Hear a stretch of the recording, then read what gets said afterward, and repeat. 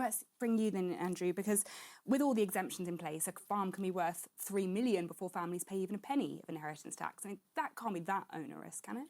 Well, I think we're looking at, it mentioned 500, what people don't mention is that's 500 a year that would be affected by this. And if you look at how many farms that then accumulates to over a decade or 2 decades, that's a significant impact on the economy. And the DEFRA Secretary and the DEFRA Department can't even agree with the Treasury on what the actual numbers are, and refused to rule out that there was a disagreement between DEFRA and the Treasury on what the numbers are. And the NFU and pretty much every farmer I have spoken to say that 500 number is absolute nonsense.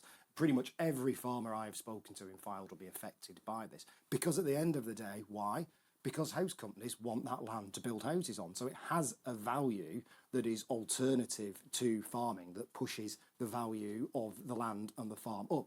That value only becomes cash if you have to sell it. If you never sell it, the value is irrelevant until suddenly you get landed with a 20% tax bill, which wipes out 10 years of profit of operating a small family farm. And for a lot of farmers, that is a huge concern. I mean, I've done several meetings about it. I did a meeting a few weeks ago with about 100 farmers.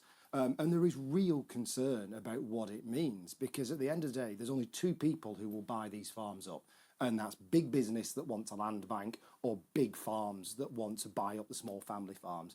And it's the small family farmers that have looked after the countryside for generations. And I think people forget that. This is more than just about food production and food security, which is important.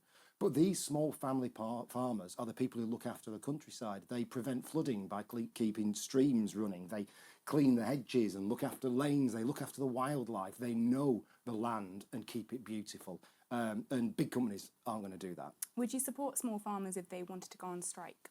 I would support them, yeah, absolutely. Other sectors go on strike, and I think they have a right to, because the key thing as well is people won't notice the vast majority of the impact of this for quite some time, because it is about passing family farms generation to generation. And as those farms then get bought up and they get sold off for housing developments or whatever, that land then never ever comes back. It's gone. That, in terms of the farm production, in terms of the green spaces that are so important that people enjoy and want to go out with their kids, and it's just deeply unfair. And you know, what I would say is we've just heard from Steve, the Secretary of State there, who on the campaign trail said he wasn't going to do this.